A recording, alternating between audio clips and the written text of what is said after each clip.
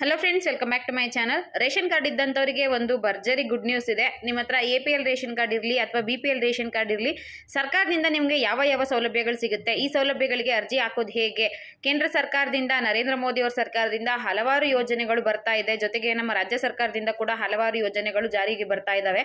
ಇದೆಲ್ಲದಕ್ಕೂ ಕೂಡ ನಿಮಗೆ ರೇಷನ್ ಕಾರ್ಡು ಕಡ್ಡಾಯವಾಗಿ ಬೇಕೇ ಬೇಕು.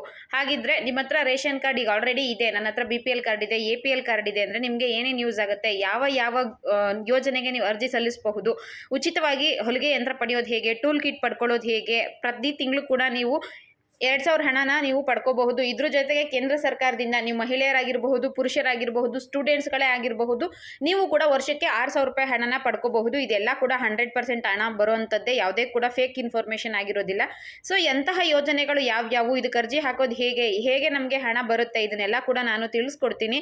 ಅದಕ್ಕೆ ಮುಖ್ಯವಾಗಿ ನಿಮ್ಮ ಹತ್ರ BPL ರೇಷನ್ ಕಾರ್ಡು ಅಥವಾ APL ಯಾವುದಾದ್ರೂ ಒಂದು ಕಾರ್ಡ್ ಇರಲೇಬೇಕು.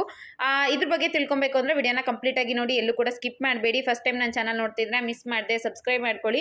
ನೋಡಿ, ಈಗ ರೇಷನ್ ಕಾರ್ಡ್ ಇತ್ತು ಅಂದ್ರೆ ನಮ್ಮ ರಾಜ್ಯ ಸರ್ಕಾರದಿಂದ ನಮಗೆ ಗೃಹಲಕ್ಷ್ಮಿ ಯೋಜನೆಯ ಹಣ 2,000 ರೂಪಾಯಿ ಹಾಕ್ತಾ ಇದ್ದಾರೆ. ಅದೇ ರೀತಿಯಾಗಿ ಅನ್ನಭಾಗ್ಯ ಯೋಜನೆಯ ಹಣ ಕೂಡ ಬರ್ತಾ ಇದೆ ನಮಗೆ, ಒಬ್ಬ ವ್ಯಕ್ತಿಗೆ 170 ರೂಪಾಯಿ ಅಂತೆ. ಅದನ್ನ ಬಿಟ್ಟು ನಿಮ್ಮ ಹತ್ರ BPL ರೇಷನ್ ಕಾರ್ಡ್ ಇತ್ತು ಅಂದ್ರೆ ನೀವು ಈ ಯೋಜನೆಗಳಿಗೆ ಅರ್ಜಿನ ಹಾಕಬಹುದು. ಮೊದಲನೇದಾಗಿ PM ಕಿಸಾನ್ ಯೋಜನೆ. PM ಕಿಸಾನ್ ಅಂದ್ರೆ ನೀವು ರೈತರಾಗಿದ್ರೆ ನಿಮ್ಮ ಹೆಸರಲ್ಲಿ ಭೂಮಿ ಇತ್ತು ಅಂದರೆ ನೀವು PM ಕಿಸಾನ್ ಯೋಜನೆಗೆ ಆನ್ಲೈನಲ್ಲಿ ಅರ್ಜಿನ ಹಾಕಬಹುದು. ವರ್ಷಕ್ಕೆ 3 ಕಂತಿನಂತೆ ನಿಮಗೆ 6,000 ರೂಪಾಯಿ ಹಣನ ಹಾಕ್ತಾರೆ. 4 ತಿಂಗಳಿಗೆ ಒಂದ್ಸಲ 2,000 ರೂಪಾಯಿ ಅಮೌಂಟ್ PM ಕಿಸಾನ್ದು ನಿಮಗೆ ಅಮೌಂಟ್ ಬರುತ್ತೆ. 100% ಇದು ಅಮೌಂಟ್ ಬರುತ್ತೆ. ಈಗ ಗೃಹಲಕ್ಷ್ಮಿ ಯೋಜನೆ ರೀತಿಯಲ್ಲಿ ಇದು ಕೂಡ ಮಿಸ್ ಇಲ್ಲದೆ ನರೇಂದ್ರ ಮೋದಿ ಅವರು ಹಾಕ್ತಾರೆ. ಇದಕ್ಕೆ ನೀವು ನಿಮ್ಮ ಹೆಸರಲ್ಲಿ ಲ್ಯಾಂಡ್ ಇರಬೇಕು, ರೇಷನ್ ಕಾರ್ಡ್ ಇರಬೇಕು, ಮತ್ತು ನಿಮ್ಮ ಹೆಸರಲ್ಲಿ ಚಿಕ್ಕದಾದ್ರೂ ಪರವಾಗಿಲ್ಲ ಒಂದು ಜಾಗ ಇರಬೇಕು. ನಿಮ್ಮ ಹತ್ರ ಜಮೀನಿತ್ತು ಅಂದರೆ ನೀವು ಮಹಿಳೆಯರಾಗಿರಬಹುದು, ಪುರುಷರಾಗಿರಬಹುದು, ಕೆಲವರೆಲ್ಲ ಚಿಕ್ಕ ವಯಸ್ಸಲ್ಲೇ ತಂದೆ ತಾಯಿ ಅವ್ರ ಹೆಸರಿಗೆ ಜಮೀನ ಮಾಡಿಕೊಟ್ಟಿರ್ತಾರೆ. ಯುವಕರಾಗಿರಬಹುದು, ಯಾರು ಬೇಕಿದ್ರು ಅಪ್ಲಿಕೇಶನ್ ಹಾಕಿದ್ರೆ ನಿಮಗೆ 2,000 ರೂಪಾಯಿ ಅಮೌಂಟು ಬರುತ್ತೆ.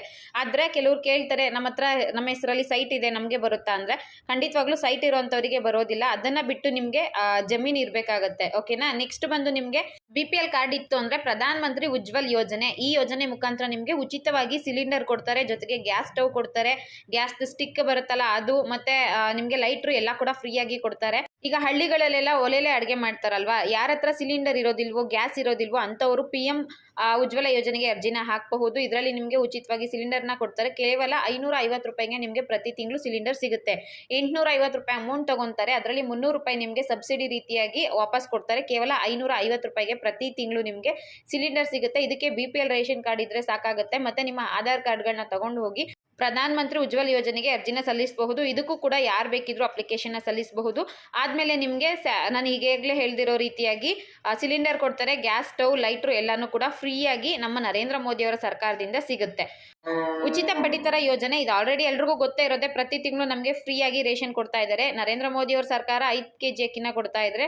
ನಮ್ಮ CM ಸಿದ್ದರಾಮಯ್ಯ ಅವರು 5 kg ಅಕ್ಕಿ ಬದಲಿಗೆ 170 ರೂಪಾಯಿ ಹಣನ ಕೊಡ್ತಾ ಇದ್ದಾರೆ. ಸರ್ಕಾರಗಳು ಆಗಿಂದಾಗೆ ಬದಲಾಗುತ್ತಲ್ಲ ಆಗ, ಅಥವಾ ಹೊಸ ನಿರ್ಣಯಗಳು ಕೈಗೊಂಡಾಗ ರೇಷನ್ ಜೊತೆಗೆ ಅಕ್ಕಿ ಜೊತೆಗೆ ಗೋಧಿ, ಕಾಳು, ಎಣ್ಣೆ, ತೊಗರಿಬೇಳೆ ಈ ರೀತಿಯಾಗಿ ದವಸ ಧಾನ್ಯಗಳನ್ನ ಕೂಡ ಕೊಡ್ತಾರೆ. ಆದರೆ ಯಾರು ಅಧಿಕಾರದಲ್ಲಿ ಇರ್ತಾರೋ ಅವರು ಡಿಸೈಡ್ ಮಾಡಬೇಕು. ಇನ್ನು BPL ಕಾರ್ಡ್ ಇರೋರಿಗೆ 5 kg ಅಕ್ಕಿ ಕೊಟ್ಟರೆ, APL ಕಾರ್ಡ್ ಇರುವಂಥವರಿಗೆ ರಿಯಾಯಿತಿ ದರದಲ್ಲಿ ಅಕ್ಕಿನ ಕೊಡ್ತಾರೆ.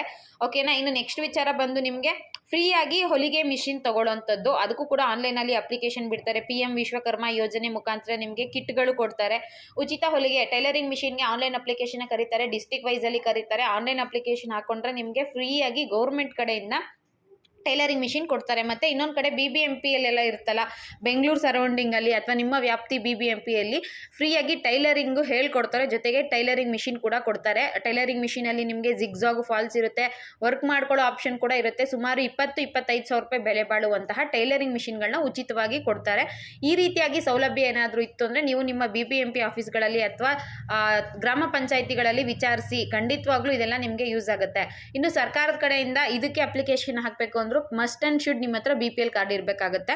ಅಪ್ಲಿಕೇಶನ್ ಹಾಕಿದಾಗ ಇದ್ರ ಬಗ್ಗೆ ನೀವು ಸ್ವಲ್ಪ ವಿಚಾರಿಸ್ಕೊಂಡು ಪಡ್ಕೊಳ್ಳೋ ಅಂಥ ಕೆಲಸನ ಮಾಡಬೇಕಾಗುತ್ತೆ. ಇನ್ನು ನೆಕ್ಸ್ಟ್ ಯೋಜನೆ ಯಾವುದಪ್ಪ ಅಂದರೆ ಇನ್ನು ನೆಕ್ಸ್ಟ್ ಬಂದ್ರೆ ಬೆಳೆ ವಿಮೆ. ನಮ್ಮಲ್ಲಿ ಭಾರತದಲ್ಲಿ ಮಳೆನ ನಾವು ರೈತರ ಜೊತೆ ಆಡೋ ಜೂಜಾಟ ಅಂತ ಹೇಳ್ತಾರೆ. ಯಾಕಂದ್ರೆ ಮಳೆ ಒಂದ್ಸಲ ಜಾಸ್ತಿ ಬರಬಹುದು, ಮತ್ತೊಂದ್ಸಲ ಕಡಿಮೆ ಬರಬಹುದು.